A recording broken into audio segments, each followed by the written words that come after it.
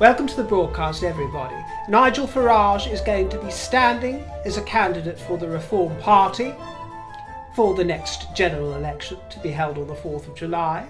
This was announced at 4 p.m. today here in the Kingdom, and it follows on from our previous broadcast where we looked at his options and we looked at the fact that he had taken the decision to shy away from proceedings this time round, but he has done a U-turn. And we're going to be looking at that after we've discussed some other matters. But first things first, it is the first broadcast of this month of June, juicy June. So in that spirit, my dearest fruits, it's time for me to remind you to subscribe to the channel if you wish to subscribe to it. If you mean to, check you're subscribed, tinkle the bell, and it's time for me to thank you all for your engagement over the past month. I know it was heavier during the earlier days of May than it was towards the end of the month, but I've been pulled in various directions, my dear. As you may know, I divide my time between a townhouse and a country house, and I do all my broadcasting from this particular abode, but I've been increasingly pulled in the direction of my other abode, and I'm thinking of doing the old switcheroo down the line. You might find me recording from the alternative environment in future, but I haven't quite worked out how that's going to play. But we'll see down the line, my dear. But thank you for all your engagement. We did have quite a few fun broadcasts in May, and also extra thanks to those of you who sent a tip jar treat my way. Truly appreciated. And one of those who sent a tip jar treat was Kelly Howard, who said, "River, I appreciate your panache." Oh, I do love that word, my dear. Your panache, your cutting humour, your laugh, but most of all, your wisdom. Well, I'm full of folly as well, my dear, so please don't think that it's all going to my head and my tiara, because there's as much folly as there is wisdom in there, my dear, I can assure you. As an Irish Viking descendant of slave owners, what can I do? I can't wait until this victim culture passes. I am an American born in 1975, so I'm considered Generation X. Our generation truly overcame racism and sexism. It doesn't make sense that it's coming back again now. We were over it. Thank you for your wisdom and brilliant articulation. I'm glad you exist. We need you. Oh dear, my head, my dear. You really don't need me. You really just need a nice cup of tea and a few biscuits to dunk and you're all set. P.S. I have a 1957 commemorative plate of Queen Elizabeth on my bedroom wall. That sounds very charming, my dear, but rather disconcerting, I must say, to have the late Queen Elizabeth's eyes, those twinkling eyes, looking down on all the goings-on in one's boudoir, my dear. I don't think I would want that at all, not for a moment, but that's my boudoir. And what goes on in your boudoir might be a little more tame. But all of what you write to, my dear Kelly Howard, it all points to the craftiness and the grifting nature of the perpetual, professional, corporate victimhood that we see creeping into our society. It is perpetual, professional, and corporate. This victimhood, incorporated.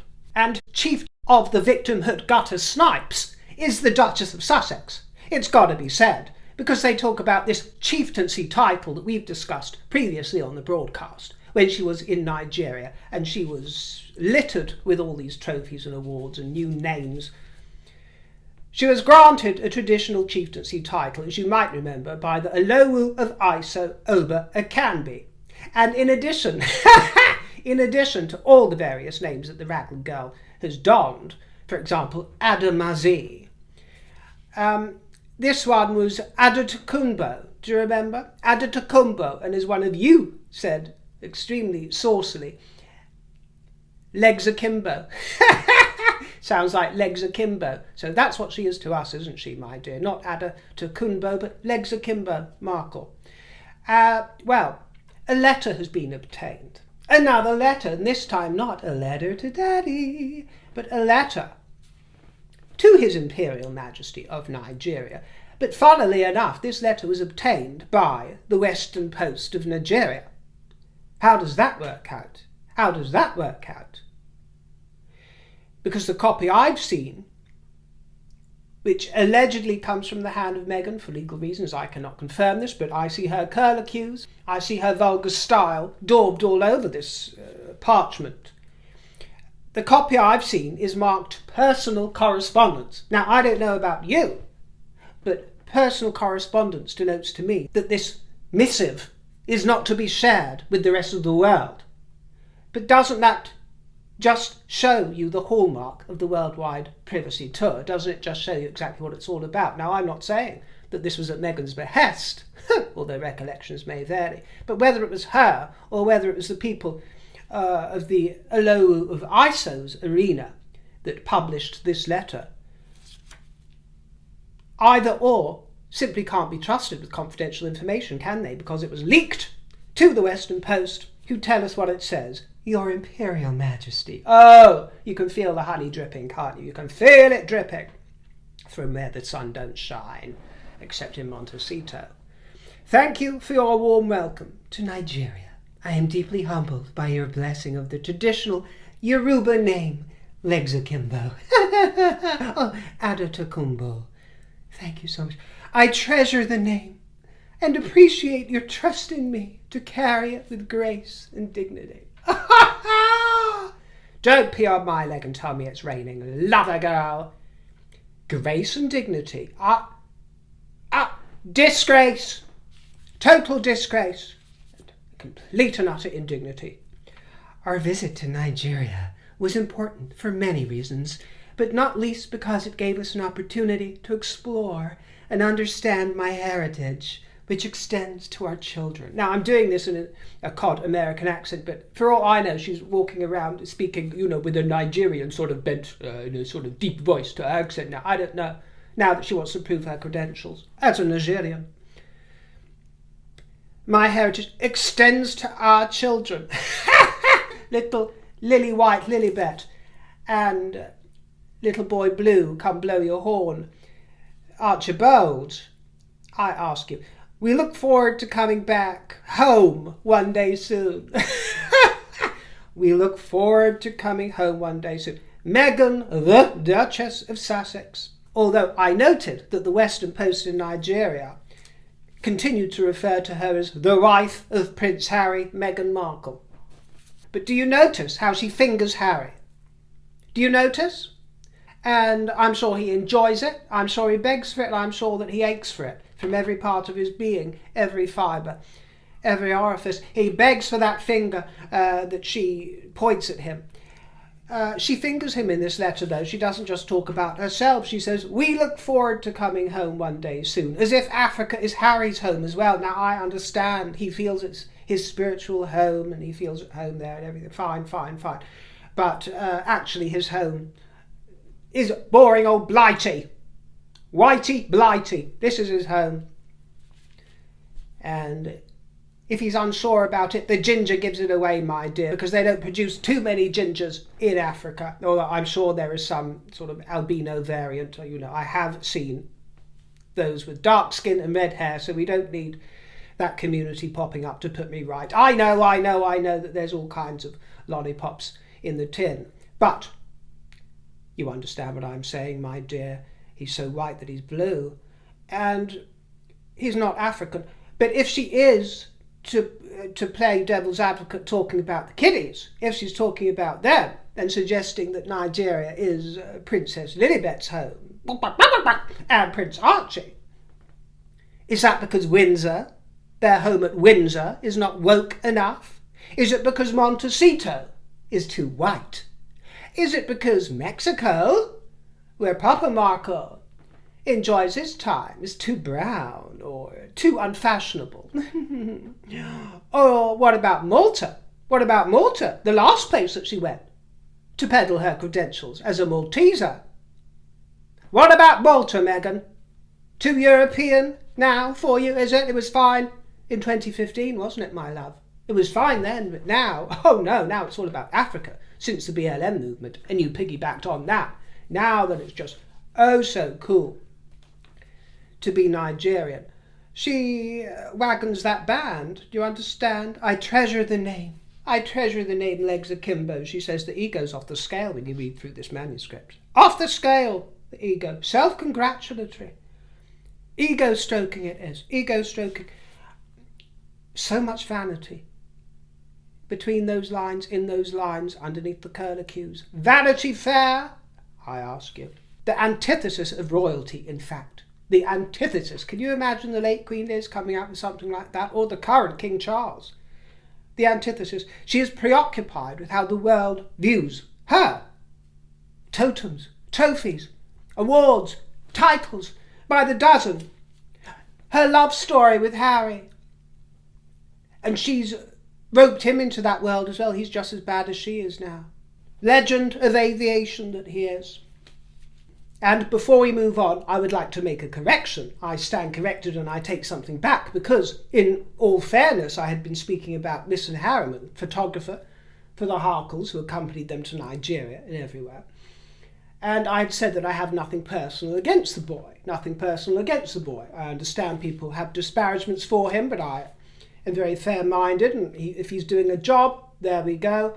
But I had forgotten, hadn't I? I had forgotten what we had discussed in 2022, and when he had bustled forward as if he was some sort of Karen, and I say this not to disparage all the Karens that watch this broadcast, I know there are a fair few, it's a wonderful name, so I don't mean to disparage you, but you understand that in this modern climate it is used to denote a certain type of person that wants to complain to the manager, and this person was Miss and Harriman, acting like Karen, and acting like Miss and Harry's man. He's not a Harryman, he's a Harry's man. Because he had his Karen moment by spewing up loads of nonsense about the episode of Lady Susan Hussey. I'd forgotten this because it was going back a couple of years. He said, this is completely unacceptable. Ngozi Fulani is a giant in her field. Yeah, the giant grifter, matey, get it right.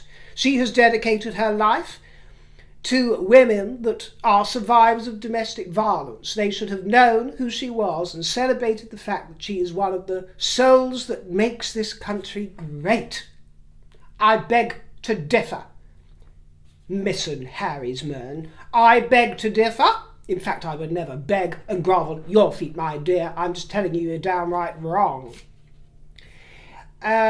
We love Sue Hussey. That is what Harry went on to tell us in an interview with Tom Bradby, wasn't it? Oh, we love Sue Hussey. Meghan and I both adore the gal. Well, they were very backwards in coming forward to defend her, weren't they? But Misson, who is Meghan's carry man, Misson carry man, because he carries back and forth little messages, doesn't he? And little morsels back and forth from the Duchess, his Duchess. Well, they failed to tell him that Sue Hussey is actually a giant in her field, and her pasture is a lot more dignified than the muddy acres that Ngozi Fulani trots around, I can tell you that, my dear. Because Sue Hussey dedicated her life to the late Queen Liz, twice as long as Ngozi Fulani has probably been strutting around this planet anyway, with that nest of vipers on her head. Oh, Dame Fulani, Dame Felony. And yes, so Miss and Harriman, I take it back. I do have something against him. I have something against the fact that he was there whipping up drama and hatred and outrage towards Sue Hussey in his Bolshevik Karen-esque defence of Fulani. And he's employed by the Harkles. Employed by the Harkles. When he's whipping up this muck on social media, just like Boozy, the Boozy guy, employed by the Harkles. Do you see why the whole thing is so undignified? And they say that they are full of grace and dignity. And all this, that, and the fourth. Oh, really? And by the way, Miss and Harriman, your photos are shit. Your photos are shit, and I know what I'm talking about. You might be gracing the pages of Vogue and Tatler and Prittler and Prattler these days. But I will tell you, just a few short years ago you would not have made copy because your photos are shit. I could do better with a selfie stick and a squint. I could do better, love a girl, and I have done better.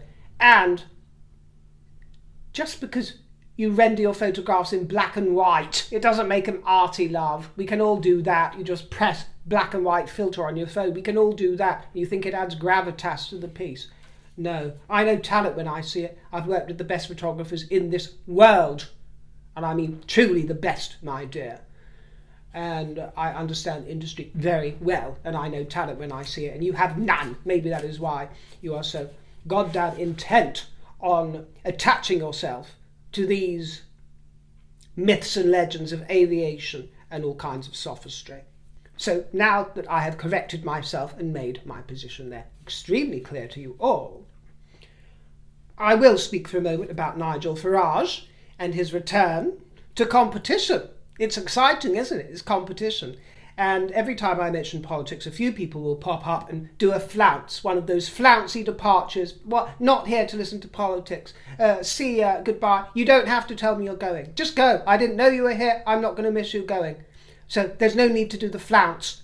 And if anybody does, then my moderators have permission to just block them. I don't want to see the comments. Block them.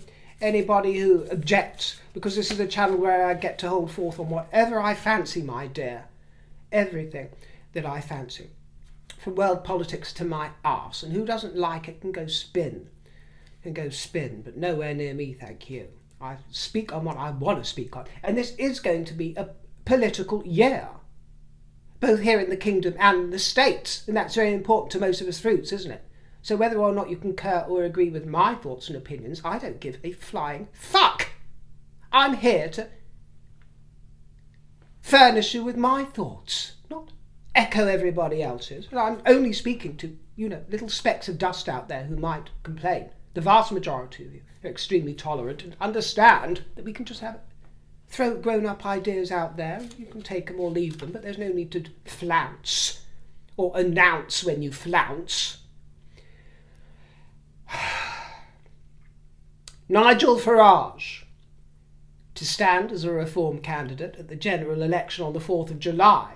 And this is mainly for foreign fruits, because I have many foreign fruits watching this who like to be kept updated on what's going on. But as I say, an emergency general election announcement was called for 4 p.m. Greenwich Mean Time, aujourd'hui, today, and indeed it was revealed that Nigel Farage has done a U-turn, unlike Mrs. Thatcher, and will be standing with only 4 weeks to go till our general election. And while it still remains very unlikely that he will become Prime Minister, although you never know, the likelihood is that perhaps he would at least win a seat in Parliament for Clacton, actually.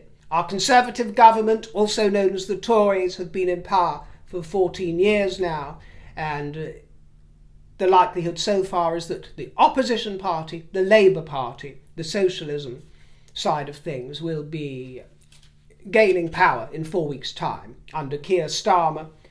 And traditionally, the second runners-up would be the Liberal Democrats, the Lib Dems.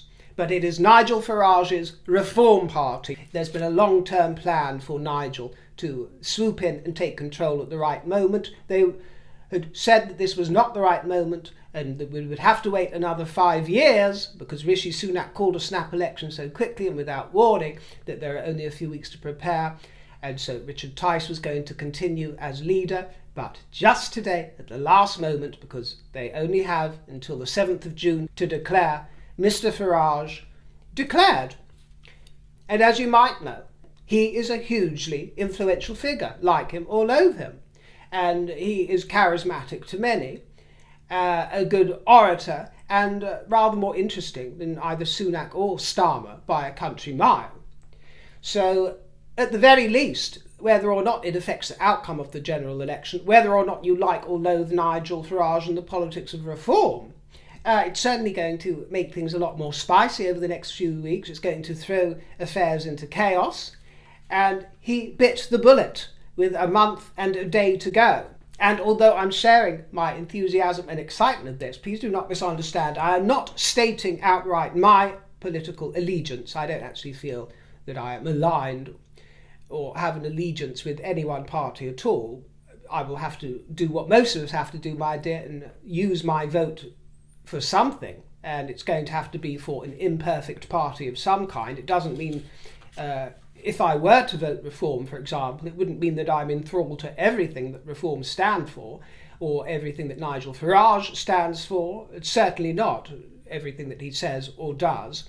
But, as I've said before, they do talk tough on the issues that matter to me, including immigration, of course, gender politics, wokery, and all this sort of thing. But I take the responsibility seriously. I don't want to vote strategically this time. I want to vote for the party that speaks to me the most, and I will be taking the time to look over the policies with all seriousness and maturity over the next 4 weeks from all parties. So nothing is decided, and it's always going to be a difficult decision.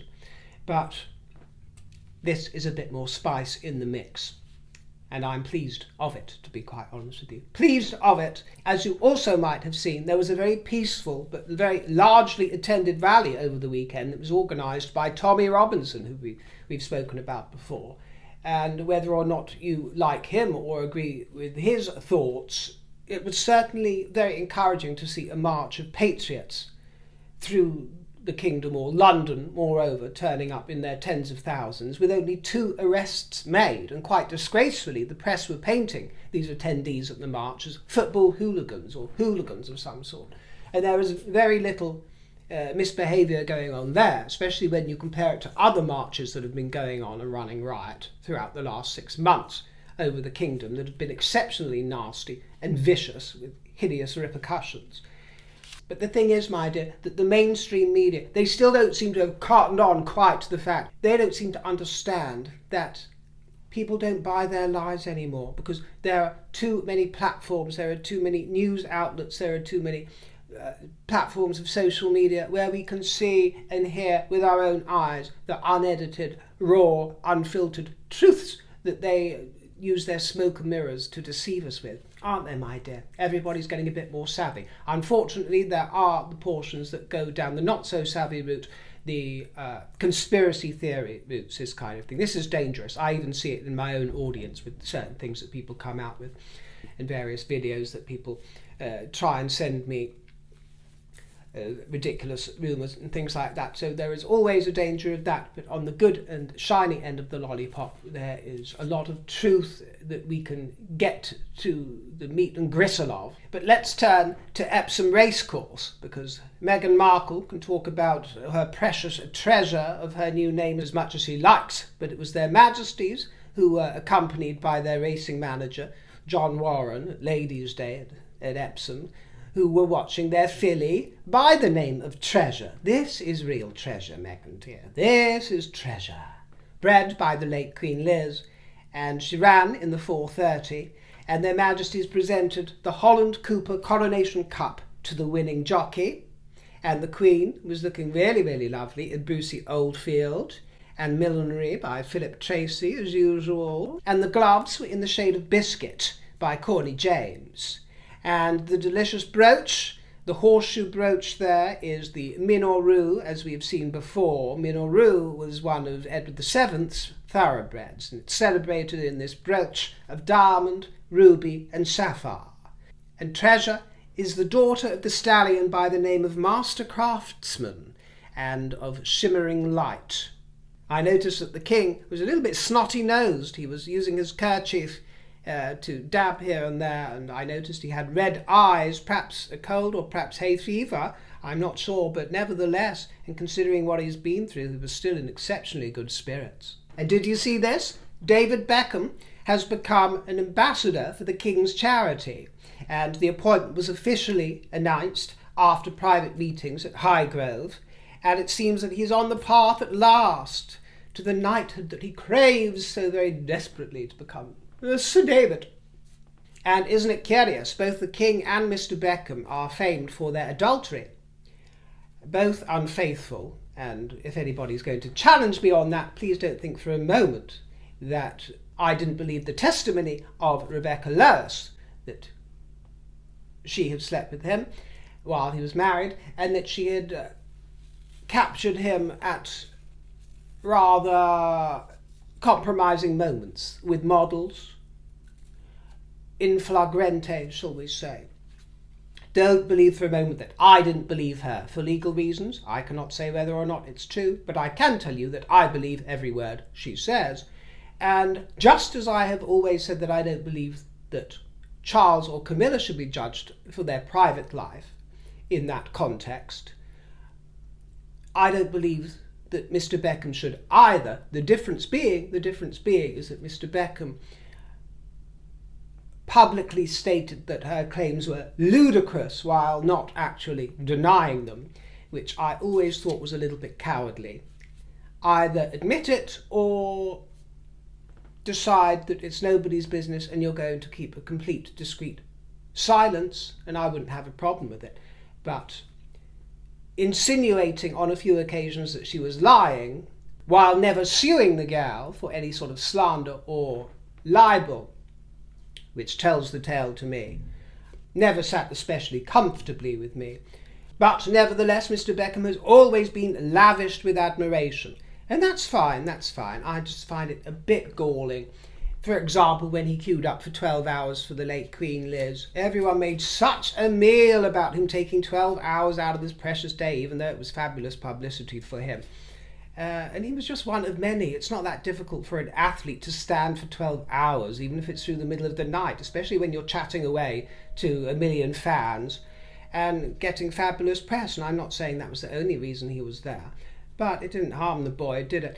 Anyway, I'm excited to be working with the King's Foundation and to have the opportunity to raise awareness of the charity's work. I've always been keen to help young people expand their horizons, and I'm particularly looking forward to supporting the Foundation's education programs and its efforts to ensure young people have greater access to nature. Very nice, very nice. And apparently there are more VIPs in discussion to help represent and be ambassadors, and David Beckham gave the King a jar of homemade honey, as you might remember, and this was a few months ago, and they've been bonding over their love of beekeeping. It's all about jam jars at the moment, ain't it, my dears? Jam jars and pots of preserve and buckleberry jam and strawberry jam and Megan's jam and our honey drip, and now we've got the Beckham honey. Jam, jam, jam. And Mr. Beckham was introduced to the craftspeople all over the estate. The King and Queen paid a visit to RADA, the Royal Academy of Dramatic Art, to celebrate the school's 120th anniversary. They met with staff, students and alumni. This was His Majesty's first visit as the newly appointed patron of RADA, and the Academy's association with the royal family goes back over 100 years, stemming from their royal charter granted in 1920. The late Queen Elizabeth held the patronage from 1952 to 2022. And RADA has been the centre of excellence and a world leader in training for the dramatic arts for over a century. And one certainly can't accuse them of not doing their diversity training. And this was very sweet in matters regarding the Royal British Legion, because D-Day veteran Jim Miller was given a 100th birthday card by the King in person. He was invited to the palace, and he told the King all about his adventures during World War II, the Normandy landings into Nazi-occupied France and all that jazz. And the King and other royals will be taking part in commemorations this week to mark the 80th anniversary of the D-Day landings of June 1944. So we can look forward to seeing and hearing about those commemorations in the coming days. And it was also very nice to see the King's involvement with the Sycamore Gap, which we've been following since the moment it was chopped down and murdered, haven't we, my dears, the Sycamore Gap tree.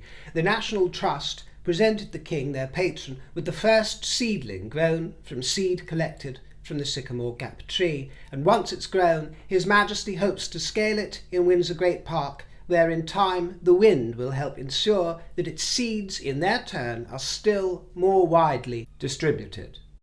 Part of the power of trees to move and console us lies in the continuity and hope they represent, the sense that, rooted in the past and flourishing in the present, their seeds will be carried into an as yet unimaginable future. Well, I can't tell you what the future holds, my dear. Who knows what's going to end up to the kingdom politically in 4 weeks' time, and the states in nigh on half a year, or whenever your election is, my dear. Who knows what the future is going to hold? None of us. What we have to do when we channel the royal spirit is to imbue the present with richness and vitality, optimism and joy, because now is all we have, isn't it, my dears? We don't have the past, other than memories, nostalgia, parallel lives and universes. But we don't have the past, we have now. And this is the time when we plant the seeds and the saplings, isn't it, my dear? Right now in the fertile present. if we want to reap a joyful, bountiful, fruity harvest in the future. The future is now, my dear. So enjoy it, be fruity, always on royal duty, and channel the royal spirit. I'll see you next time, my dears. Thank you for watching. Leave me a lovely, juicy comment and send a tip jar treat my way if I made you smile. Ta-ra for now, my dears, and toodle pip.